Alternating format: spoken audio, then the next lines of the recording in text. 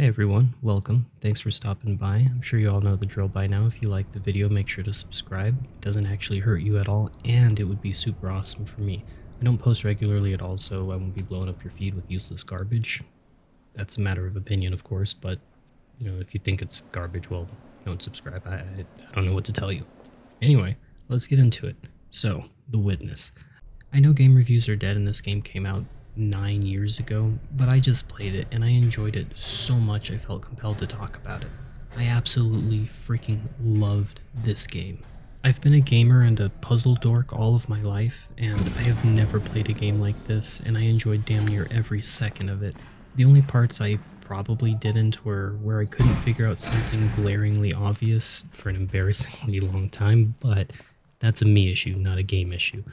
So for those of you unfamiliar with the game, The Witness is a puzzle exploration type game where your goal as the player is to solve a series of panel puzzles throughout a secluded island by connecting a start point to an end point. That's it. That's the whole game. But if only it were that simple. If you're a fan of puzzles, consider yourself a relatively smart person, or at least someone who actually likes to think, then I absolutely 100% recommend you play this game. This game's not for everyone though. If you're not into puzzles or slow-paced games, or you're someone who locks in Spider-Man as the third or fourth duelist in every single Marvel Rivals match, I can't in good conscience recommend it, as you might actually hurt yourself. But otherwise, this game has a lot to offer in terms of mental stimulation. Honestly though, I don't want to scare anybody. It's not like there's a lot of math or physics or history or geography or those kinds of smarts required, but there is quite a fair amount of geometry, spatial reasoning, and observational skills that you would need. Optionally, if you're interested in philosophy, there's some really thought-provoking dialogue that you can hunt down. Your question is the most difficult in the world. It is not a question I can answer simply with yes or no. I am not an atheist. I do not know if I can define myself as a pantheist. The problem involved is too vast for our limited minds. May I not reply with a parable? The human mind, no matter how highly trained, cannot grasp the universe. We are in the position of a little child entering a huge library filled with books in many languages. The child knows someone must have written those books. It does not know how. It does not understand the languages in which they are written. The child dimly suspects a mysterious order in the arrangement of the books, but doesn't know what that is. That, it seems to me, is the attitude of the most intelligent human toward God. Albert Einstein, 1930. Yeah, quotes like that are all over the place. If you don't have those skills or interests, this game might not be for you, or it could help you refine your problem solving and get you interested. It's all a matter of perspective. Hell, in some situations you might actually want a pencil and paper to work things out, which you can't say often about a game. But this isn't your typical video game. There's no jumping, no guns, no aliens, no jumping. Wait for the ramp, Morty. They love the slow ramp. Really gets their dicks hard when they see this ramp just slowly extending down. No enemies at all besides your own misunderstandings. If this so far sounds like it might be a game for you, I don't recommend watching any further, as there will be hopefully minor spoilers for certain areas and puzzle solutions. So just go play the game for yourself to get the full experience.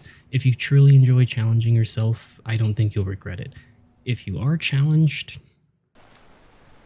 possibly a different story. Sorry. I will try to minimize spoilers and solutions as much as possible though. For those of you still here, welcome to Witness Island. Or whatever it's, I don't know what the place is called or even if it has a name, but this is an island full of puzzles, weird statues, static weather and time, interesting vantage points, beautiful scenery, thought-provoking videos.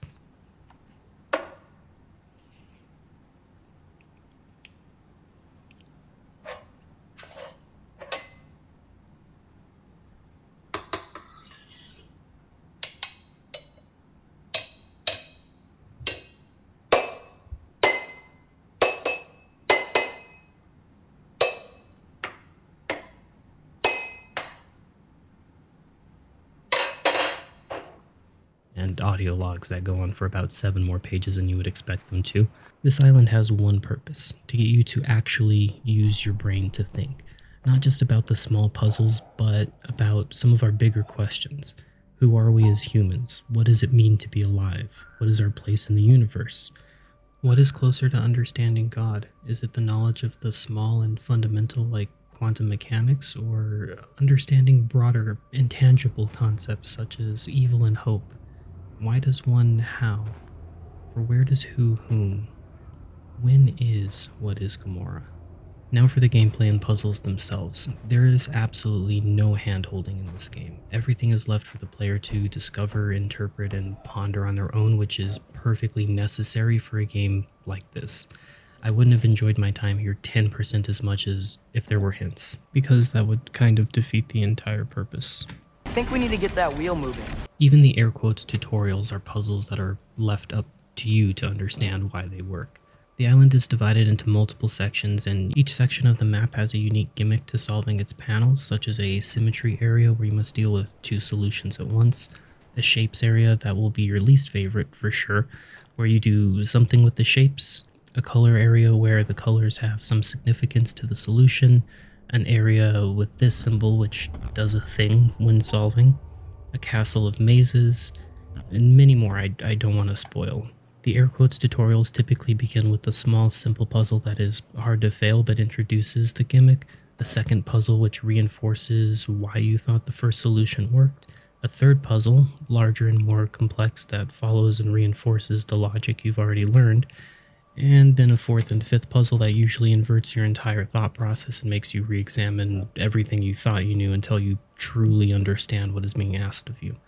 You literally have to figure out the tutorials. And I can't say enough how much I love that. There are also many hidden areas throughout the map requiring previous knowledge of those gimmicks to unlock them, leading to a fair amount of backtracking and re-examining previously explored areas from a new perspective. The landscape is well diverse enough that every area feels unique and self-contained, but at the same time it's not so big that it's a chore to traverse from one side of the island to the other, and not so small that everything feels too cramped. It's just the right size.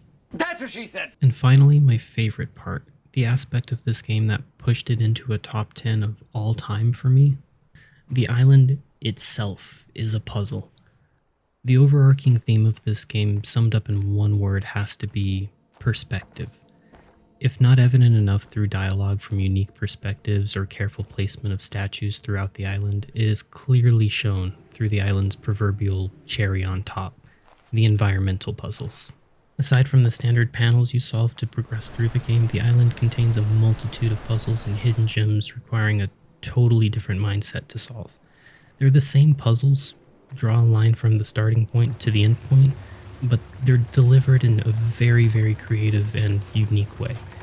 These puzzles range from drawing a line in the sand or a rock, to an oddly painted wooden plank on a wall, to a sidewalk curb, to an odd shadow, to the freaking negative space of a tree line or clouds viewed from the perfect angle. Discovering and hunting down these solutions was the best part for me. That feeling of catching a glimpse of a random bit of moss that looked oddly like a semicircle, and then finding the other half to line up perfectly with said moss to draw a line across branches of different trees, genuinely made me feel like my brain was losing microplastics. It's a good feeling. Beyond that, there are so many other secrets and hidden gems to witness. Oh, damn, I get it now. I personally thought this game was a masterpiece and accomplished everything it set out to do. I give it a 7.6 out of 8, only because the emotes are kind of lame and I had to actively think to play it. If I could sum up The Witness in 3 puzzles just to give you a taste of what this game is about, they would be this.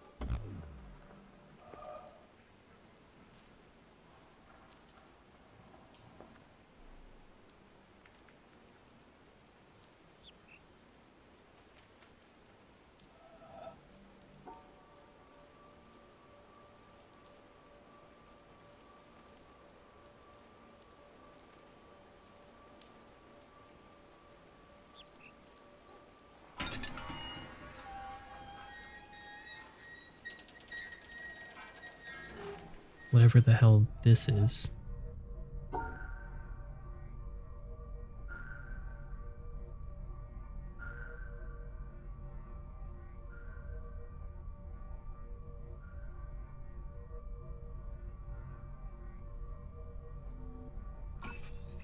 And this. We join spokes together in a wheel, but it is the center hole that makes the wagon move. We shape clay into a pot, but it is the emptiness inside that holds whatever we want. We hammer wood for a house, but it is the inner space that makes it livable. We work with being, but non-being is what we use. Lao Tzu, 6th century BC. The glass is transparent, the wine transparent. The two are similar, the affair confused. There seems to be wine and no glass, or glass and no wine. Sahib bin Abad, circa 990.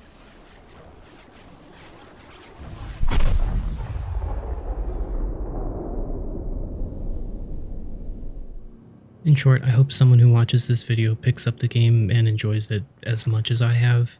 Anyway, that's about it. See ya.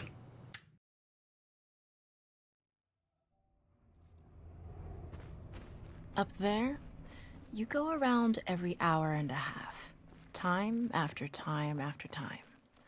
You wake up usually in the mornings, and just the way that the track of your orbits go, you wake up over the Mideast, over North Africa. As you eat breakfast, you look out the window as you're going past, and there's the Mediterranean area, and Greece, and Rome, and North Africa, and the Sinai, the whole area.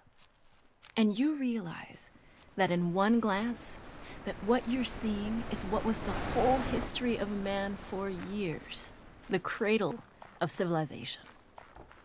And you go around down across North Africa and out over the Indian Ocean, and look up at that great subcontinent of India, pointed down toward you as you go past it. And Ceylon off to the side, Burma, Southeast Asia, out over the Philippines, and up across that monstrous Pacific Ocean, vast body of water.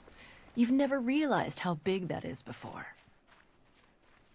And you finally come up across the coast of California and look for those friendly things. Los Angeles and Phoenix, and on across El Paso. And there's Houston. There's home. And you look, and sure enough, there's the Astrodome. And you identify with that, you know? It's an attachment. And down across New Orleans, and then looking down to the south, and there's the whole peninsula of Florida laid out. And all the hundreds of hours you spent flying across that route, down in the atmosphere, all that is friendly again. And you go out across the Atlantic Ocean and back across Africa. And you do it again and again and again. And that identity that you identify with Houston, and then you identify with Los Angeles and Phoenix and New Orleans and everything. And the next thing you recognize in yourself is you're identifying with North Africa. You look forward to that. You anticipate it. And there it is. That whole process begins to shift of what it is you identify with. When you go around it in an hour and a half, you begin to recognize that your identity is with that whole thing. And that makes a change. You look down there, and you can't imagine how many borders and boundaries you crossed again and again and again. And you don't even see them. At that wake-up scene, the Mideast, you know there are hundreds of people killing each other over some imaginary line that you can't see. From where you see it, the thing is a whole, and it's so beautiful. And you wish you could take one from each side in hand and say, look at it from this perspective. Look at that. What's important? And so a little later on, your friend, again those same neighbors, another astronaut, the person next to you goes out to the moon. And now he looks back and sees the Earth not as something big where he can see the beautiful details, but he sees the Earth as a small thing out there. And now that contrast between that bright blue and white Christmas tree ornament and that black sky, that infinite universe, really comes through. The size of it, the significance of it, it becomes both things. It becomes so small and so fragile, and such a precious little spot in that universe that you can block it out with your thumb. And you realize that on that small spot, that little blue and white thing is everything that means anything to you. All of history and music and poetry and art and war and death and birth and love, tears, joy, games, all of it is on that little spot out there that you can cover with your thumb. And you realize that that perspective, that you've changed, that there's something new there. That relationship is no longer what it was. And then you look back on the time when you were outside on that EVA and those few moments that you had the time because the camera malfunctioned, that you had the time to think about what was happening. And you recall staring out there at the spectacle that went before your eyes. Because now, you're no longer inside something with a window looking out at a picture. But now you're out there. And what you've got around your head is a goldfish bowl, and there are no limits here. There are no frames. There are no boundaries. You're really out there, over it, floating, going 25,000 miles per hour, ripping through space, a vacuum, and there's not a sound. There's a silence, the depth of which you've never experienced before. And that silence contrasts so markedly with the scenery and the speed with which you know you're going. That contrast, the mix of those two things, really comes through. And you think about what you're experiencing and why. Do you deserve this? This fantastic experience? Have you earned this in some way? Are you separated out to be touched by God to have some special experience here that other men cannot have? You know the answer to that is no. There's nothing that you've done that deserves that earned that. It's not a special thing for you. You know very well at that moment, and it comes through to you so powerfully, that you're the sensing element for man.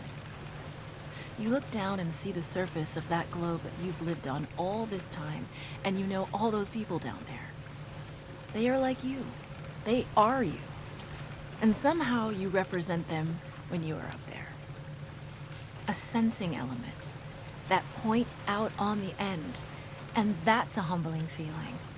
It's a feeling that says you have a responsibility. It's not for yourself. The eye that doesn't see does not do justice to the body. That's why it's there. That's why you're out there. And somehow you recognize that you're a piece of this total life. You're out on that forefront and you have to bring that back somehow. And that becomes a rather special responsibility. It tells you something about your relationship with this thing we call life. And when you come back, there's a difference in that world now. There's a difference in that relationship between you and that planet, and you and all those other forms of life on that planet, because you've had that kind of experience. It's a difference, and it's so precious. And all through this, I've used the word you because it's not me. It's not Dave Scott. It's not Dick Gordon, Pete Conrad, John Glenn. It's you. It's us. It's we. It's life. It's had that experience. And it's not just my problem to integrate. It's not my challenge to integrate, my joy to integrate. It's yours. It's everybody's. Russell Schweikart, 1975.